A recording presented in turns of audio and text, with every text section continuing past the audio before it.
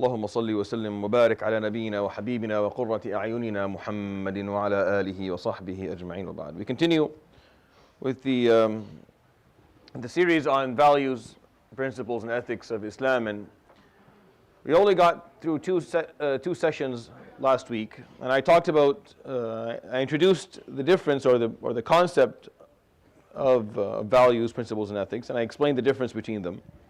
They're not exactly the same. Everyone has values, whether they know it or not. They have a set of values. It's best if they know them, but sometimes actually people don't even know exactly what their values are, which is why it's something worth talking about and explaining and sharing when you're at a young age. Your values are the things that matter to you, that you care about, rules that you want to live by. Principles are what you're going to do based on that. It's the verb. You're someone who's honest. Your principle is that you'll tell the truth. So it's the verb, is what you're going to do based on that. Then the ethics is how you're going to judge what is superior. When there's an ethical dilemma, when there are contradicting values, which of these take priority? And I started out by talking to you about al-haqq. And this is the ultimate value of Islam and of existence. Everything is created based on haqq. And from haqq, from righteousness, two main values and ethics are generated. The first one is based on the outcomes, based on rights, people's rights. This is focused on what the outcome is. What are we trying to achieve? Trying to make sure that everyone gets their right, that no one is oppressed, which is why the outcome is the value that is generated is justice, al-adl. And its opposite, anti-oppression, is a value as well that has to be observed, because sometimes we may lack the ability to see where justice lies. We may not be able to identify it, but we can identify where oppression lies, and we can at least be against that. And this is regarding the outcome. Today, the value or ethic that is generated from haqq is not based on the outcome, it's based on the journey. It's based on the journey itself. So instead of talking about rights, people's rights, talking about doing the right thing, because these are the two concepts that are generated by haqq. Righteousness, it brings these two ideas, that there are people's rights that have to be respected, what they are owed, civil rights, their political rights, their financial rights, their right to live and learn and vote and choose who governs them, etc. And then there's doing the right thing, which is the value of today, which is called al-istiqamah. Al-istiqamah. The best translation for it in English is actually moral absolutism. And as I said, you can go back to some of the references that I brought up at the beginning of this series and read a little bit more about this topic. But we are not utilitarians when it comes to our ethical approach by any means at all. Islam is not a utilitarian deen, meaning we don't care about the ends as much. We care about the means. For us, it's about doing the right thing. It's about doing the right. This is something very important to you. You ask for this every day, at least 17 times. I can attest to Allah that each person in this room cares about this more than he cares about anything else. All throughout the year, this is all you ask about every single day. If someone is bugging you, and they probably are, then they are going to conclude that this is the most important value and ethic to you as a Muslim. Because you keep on asking Allah subhanahu wa ta'ala every day, ihdina as-sirat al-mustaqim. Guide me to the straight path. You say the word mustaqim, but the concept is from istiqamah. It's from the idea of moral absolutism, where we don't allow our morals to be affected by the goals that we are trying to achieve. Our morals are not affected by the goals we are trying to achieve. Our morals stay the same regardless of what the ends are. And from this concept within our deen, we understand that the ends never justify the means. The ends never justify the means in our deen. It doesn't matter what the end is. Actually, the concept of istiqamah doesn't even acknowledge an end. The concept of istiqamah doesn't even acknowledge that there is an end to begin with. Which is why whenever it's used in the Quran, it's used in the form of sirat, which is a path, just a journey. Where is it going? It doesn't matter. Where it's going, you'll find out. It doesn't matter. It's about the journey itself. As-sirat. You're walking on a path. That path has to be mustaqim. That path has to be mustaqim. The journey itself has to have morality in it. Meaning you have to be choosing, you have to be making the right choices. You have to be doing the right thing. Where you end up at the end, it doesn't really matter. It doesn't affect it at all. Istiqamah in its essence does not even see that there is an end. It is completely uninterested. That's where adl comes in. Adl cares about the ends. Adl is focused on what is the outcome. There has to be rights. Everyone has to receive their rights. No one can be oppressed. That's how it's. But istiqamah, it doesn't see the end. It doesn't acknowledge it at all. It cares about the journey itself. This is an extremely important part of your deen. You ask for this every day. That's all you care about. Is, Ya Rabb, all I care is that you guide me to the path of istiqamah. That I continue to be mustaqim in my life. That I don't make choices that are corrupt because I'm trying to achieve a different end. Why do you think people corrupt their morality to begin with? It's because of the goals they're trying to achieve. They want something. They're trying to get from A to B. Now getting to B, let's say B, is a great achievement. Let's say B is something that is absolutely unimaginably amazing. It is good in every way. You're uniting all of Ummah Muhammad alayhi salatu wasalam. You are going to liberate Palestine. And you're going to bring the Muslims back. Amazing! Every step you take towards it has to be as amazing. Every step you take towards it has to be equally amazing. You are not permitted Islamically to take a step that is corrupt so that you can achieve an outcome that is fabulous, that is marvelous. It doesn't matter. Your steps towards it have to be the right thing every single time. Every single time you have to make the right moral choice. And if you don't, and your answer is, well, I'm trying to achieve something amazing, so I'm going to sacrifice this on the way there, then you were not guided to as-sirat al-mustaqim. Or maybe you never understood what as-sirat al-mustaqim was to begin with. This is what istiqamah means. That's why the Prophet alayhi salatu wasalam, one of the most famous hadith that we have about him, when he was asked about, what do I do, Ya Rasulullah? فَقَالَ قُلْ آمَنْتُ بِاللَّهِ ثُمَّ اسْتَقِمْ. One of the shortest hadith that we have, من جوامع الكلم of the Prophet alayhi salatu wasalam, where he summarized everything with a few words. Say, I believe, I have iman in Allah subhanahu wa ta'ala, and then istaqim, and then walk that straight path. Do the right thing every time. The ends justifying the means is one of the main sources of corruption in the world. One of the main sources of corruption in the world. The opposite of adl is oppression. The opposite of istiqamah is corruption. When you become corrupt. When you allow your goal, when you allow the end that you're trying to achieve, something that you want, to permit you to break the rules on the way there. That it's all right if I do this. It's okay if we kill these innocent people. It's all right if we cause this fitna. It's okay if I take a little bit of mal haram.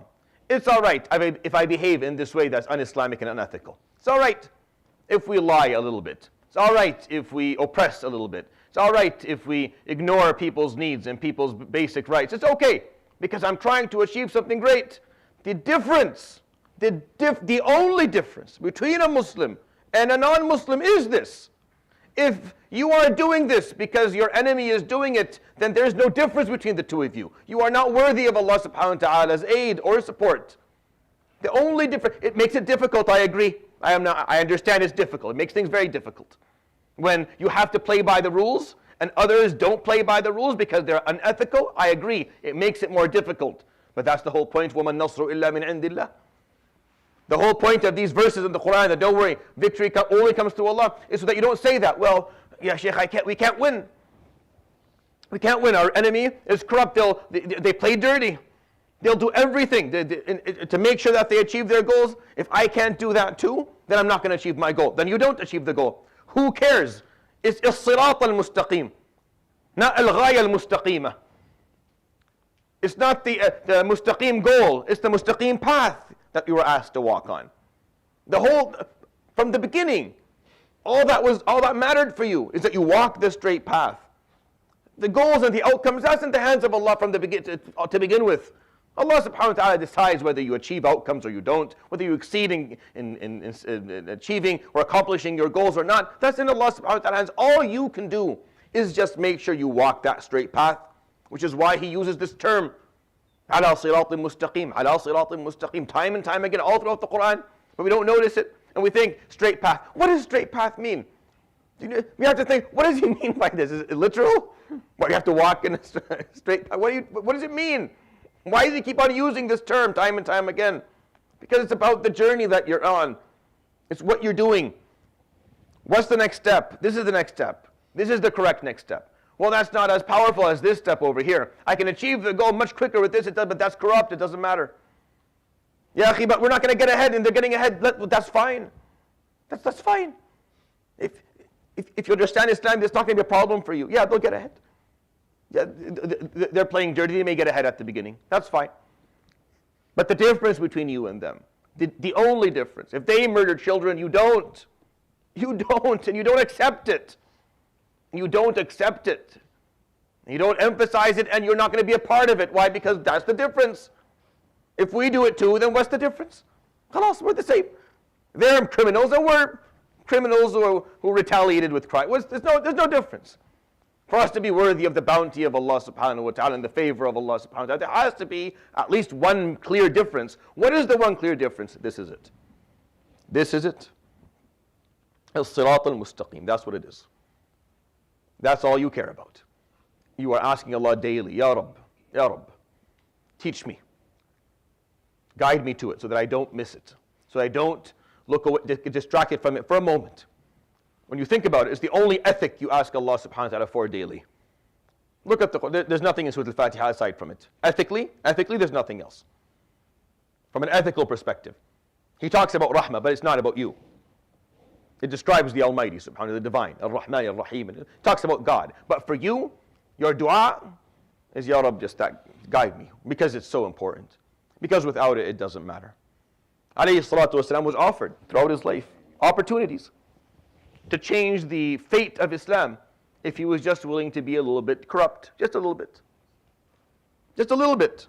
They just wanted something from him. Become a king, they said. We'll make you king. Well, once you're king, you can make everyone Muslim. You can coerce everyone to be Muslim. You can mandate it by law. But that's corrupt. That's corrupt. So he didn't do it, alayhi salatu wasalam. They came to him at the end. They lost. They were completely bankrupt. So they said, okay, fine. Khalas, fine. We'll follow you. Ya akhi, can you just have two separate sessions? Wallahi, it's hard for me to sit with Bilal and Ammar and Suhaib and all these slaves. Just have a session for us nobles. Just separate the nobles from the slaves when you teach. That's all. That's all we're asking for. We come from lineage, and we're the Sada of Quraysh. We're the leaders of Quraysh. You're going to have me sit with Bilal Habashi. And look at them. Look at them. Their clothing and how they smell. And can we not sit with them at least? That's all we're asking for. Nothing. Just khalas, we're with you. Just give us that. No. It's corrupt. It's corrupt. It's compromising an ethic. It's compromising one of the rights, which is equality. It's compromising what haqq is. It's equality. People are equal. No, you're not better. Imagine if he said yes, Islam would have been the story would have been so different. No Badr and Uhud and Khandaq, none of that. Quraysh would have accepted Islam, we're done. But it was done in a corrupt manner. So it wouldn't have mattered to begin with. It would have failed. It would have failed from the beginning. Istiqamah has within it the concept of ethical consistency, which is something the Quran teaches a lot. Ethical consistency. That your ethics, your values, they're not variables. They're not things that change based on circumstance, based on environment, based on scenario. They're consistent, regardless. Nothing affects them. Istiqamah means that if you are someone who is generous, if you have karam, for example, then you're always generous. If you're rich, you're generous. If you're poor, you're generous. Because it's not circumstantial. Istiqamah means that once you make a choice, once you commit to a value, that value stays. It's not going to be a variable. If it's a variable, then it's not a value anymore. And it's not an ethic. It's a preference. It's a preference of convenience. And that's cute. Don't get me wrong. I think it's cute. But it's not meaningful. It's not real. Because that means all it have to do is change a few circumstances, and then you're not the same person anymore. Because you're very generous right now. You're giving from your time and from your heart and from your knowledge and from your wealth. But all Allah subhanahu wa ta'ala has to do is change a few circumstances, and then you hold it all back. That means you're not really generous. Istiqamah means once you choose an ethic, you stick to it. You stick because it's the right thing to do. Because it's the right thing to do. I don't know when that stopped mattering. I really don't. But at some point in our history, that stopped mattering. We stopped asking that question. We start to strategize. We think, well, if I say this, what's going to happen? Well, if I line up with these people, then what will occur? Well, if I take this stand, how is it going to look at the end? We start thinking about outcomes. What's going to happen next? I don't know when that started mattering. All that ever mattered for us as Muslims is what is the right thing to do right now? What is the right thing to do? What's istiqamah? And then you do it. Wallahi, it makes life so much easier. Yes, you lose certain relationships. You struggle sometimes with getting where you want to go. Yes, there are other types of problems with it. But in terms of your choices and your decision-making process, life is so much easier. The question is very black and white and black. It's black and white. It's very clear. It's very easy. What's the right thing to do here? And you do it. And everything else slushes off. All of the other considerations that you carry, because we all do. We carry all these weird considerations of people's feelings and of our relationships and long-term strategy. And we use all these fancy words. And short-term strategy, and I'm trying to achieve a greater goal, and we'll sacrifice this one on the way there, and I need to get it. What is the right thing to do? Just do it. That's istiqamah. The scholars of old time used to talk about al-awliya, the people of Allah's allies and friends. And if you study aqeedah, you know that within our deen, awliya lahum karamat. Awliya, they don't have miracles, but Allah subhanahu wa ta'ala gives them these gifts. Things that happen to them, that their students may notice on them. Sometimes the students will notice something on their shaykh and they can't explain it. And sometimes they'll get a story. And some people exaggerate these things horrifically in the books. And they're exaggerated. And I don't know what's true and what's not. I've seen certain things, but the scholars of tazkiyah, this is what they say, al-karama karamatan. Karama hissiyya wa karama ma'nawiyya. There are two types of karamat. There is a physical karama, and then there is a figurative one. The physical karama, قال كالمشي على الماء والتحديث بالخاطر. It's like someone who walks over on water, or they can tell you what you're thinking. قال وهذه تحصل للمسلم ولغير المسلم وللمؤمن وللفاجر. This can happen to a Muslim, a non-Muslim. It can happen to a good person, an unpious person. قال والكرامة المعنوية, and the figurative karama. قال وهذه كالمحافظة على صلاة الفجر في جماعة وكالاستقامة. And that is like praying Fajr in Jama'ah every day. And istiqamah. ثم قال والاستقامة عين الكرامة. And istiqamah, more absolutism, staying on the right path, straight path, making the right decision, doing the right thing, that is the essence of karama. If Allah subhanahu wa ta'ala favors you and chooses you amongst His awliya, then the first thing He offers you is istiqamah.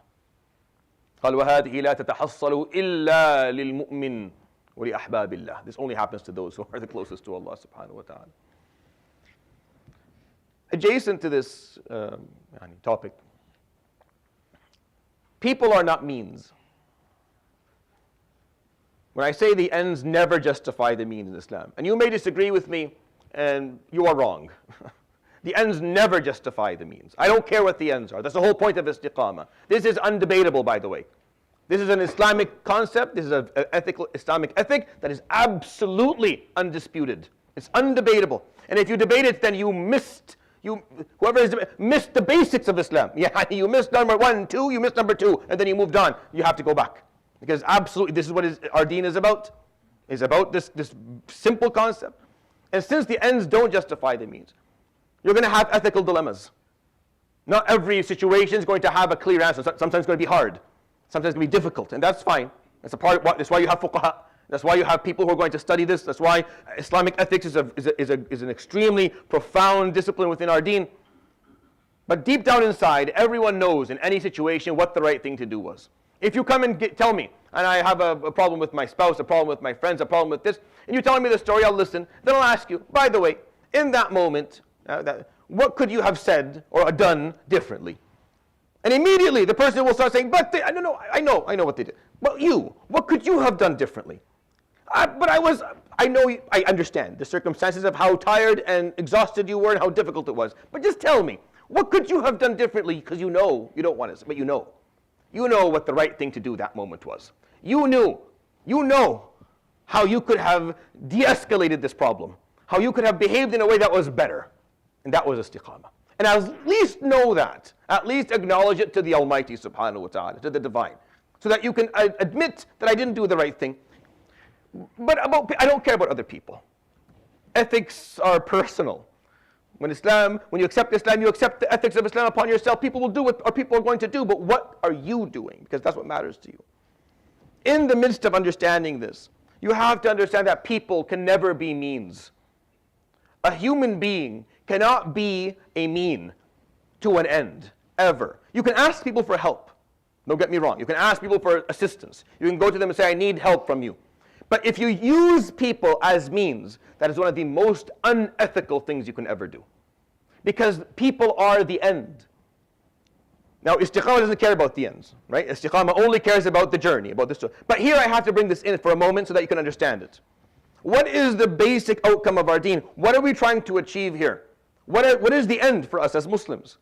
Some people think the end is that we govern the world. No. Governance doesn't play a role in the end for us as Muslims. Governance, to rule, that's not an end for us. The end is hidayah for people.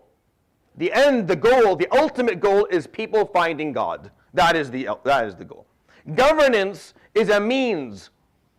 Governance helps us do that. It protects us. It makes sure that we have our rights. It makes sure that we're not going to be oppressed. That's why we want governance. The reason that we want unity in governance is for that. But it's not the goal. The goal is not we rule. The goal is that we guide. The ultimate end is the person. So if you ever treat a human being as a mean, then that's the most unethical thing you can ever do. When you manipulate someone or lie to them or tell them something or try and get them to do something that you want, you take away their free will. When you exploit workers, for example, in the workplace, or you coerce someone to do something, or you lie to them so that you hijack their mind to make a choice that was never, they didn't have the freedom to make the other choice because they were given misinformation, that's unethical. If you're trying to get someone to do something, like you take someone and you train them and teach them, and your goal is just you want them to do something for you, that's unethical. The goal is them. For us, for me, what I'm doing here, the goal is you. Not that you are become loyal so you can come to the masjid and you can volunteer with me and you can listen to me with Tabus Idi and then you take me with you outside. And that's not the goal. If that is the goal, then I'm corrupt. I am corrupt to my core. And you shouldn't be listening to a word I say because I have no istiqamah. The goal is you. The goal is that you find guidance. That you find closeness to Allah subhanahu wa ta'ala. That you succeed. You are the goal. There is no goal beyond that. There is no end beyond that. When you treat people like means, when you treat them as a way to achieve a goal, and you don't tell them that I'm asking for a favor, you need to help me to do this, then you're being unethical. Let people know. If you want something from them, let them know. If you're feeding them, if you are serving them, if you are helping them, but you want something at the end, you're trying to achieve another goal through them, they have to know. And if you don't tell them, that's unethical and that lacks istiqamah. They deserve to know because people can never be means. People are the end. People are the goal. You're not a step towards a goal.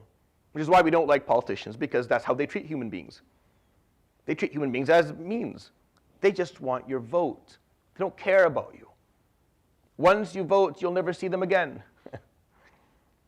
They'll come and shake your hand and kiss your baby, and talk to you about, right? And they'll be very, very kind about it, smiling, very welcoming. Until you vote, the moment they vote, you'll send 5,000 emails to their secretary. They'll never answer because you were just a mean. And we know that about them. And subhanAllah, we know that and we still vote for them. We know that and we're still fine with it. As if that's fine, it's understood. What's understood? That they are corrupt to their core. You are voting in people who have no istiqamah at all. Who will say anything for a vote rather when it should be that you speak on principle. You say what is correct, and if they vote, they do. If they don't, they don't. People can't be means. In our deen, they are not. A human being will never be a mean. Even in marriage, wallahi. If you marry someone who just want what you want from them, and you don't see them as their, and you don't see the importance of their dreams and their hopes and their dignity, then you are using them, even in marriage. If a man walks in and all he wants is just what he wants, and he does not see the value of this person that he is marrying, the validity of her hopes and dreams and dignity and what she wants to do with her life, then that's corrupt. That's corruption, even when it comes to this. Parents, beware. Your kids are not means. They are not means for your glory. They're not means for your name. They are ends in their own sense. Allah gave you these gifts. Their dignity and their autonomy and their right to choose. You have to respect that. Istiqamah exists even there. Even in that. It's everywhere. The reason it's everywhere, or because it's everywhere, every day, اهدنا الصراط المستقيم صراط الذين أنعمت عليهم غير المغضوب عليهم ولا الضالين. Every day, 17 times, every day. Ya Rabb, صراط المستقيم, صراط المستقيم. I need to know what the right choice is. I have to make the right choice. How is it that we ask for it so often and then we care for it so little? How is it? Unless we just haven't understood the basic ethic of our deen. It is the ethic that we will. These ethics, haqq, and generated from haqq, justice, adl, and istiqamah, moral absolutism. These are what we judge everything to or by. Every dilemma, every scenario that we're in. As I talk to you about the values and the ethics of Islam moving forward, we will always come back. If there's contradicting moments where we're not sure, what do we do here? Then we go back to haqq. What are people's rights? And what was the right thing to do? And once you have the answer, you have the answer. What are people's rights and what was the right thing to do? And it's through the grace of Allah subhanahu wa ta'ala that every person deep down inside knows exactly what the right thing to do is. فِطْرَةَ اللَّهِ الَّتِي فَطَرَ النَّاسَ عَلَيْهَا. This is the fitrah. You want to talk about fitrah? There's the fitrah. You want to talk about it? That's the fitrah. The fact that we all know deep inside what it is that Allah subhanahu wa ta'ala wants us to do, what the right thing to do is in every given situation. We may not be able to do it. We may struggle with it. But we know what it is. And we ask Allah to guide us to that straight path. Allahumma subhanaka wa bihamdika ashhadu an la ilaha illa ant astaghfiruka wa atubu ilayk wa sallallahu wa sallam wa baraka wa 'azzama ala nabiyyina wa habibina wa qurrati a'yunina Muhammadin wa ala alihi wa sahbihi ajma'in. Jazakumullah.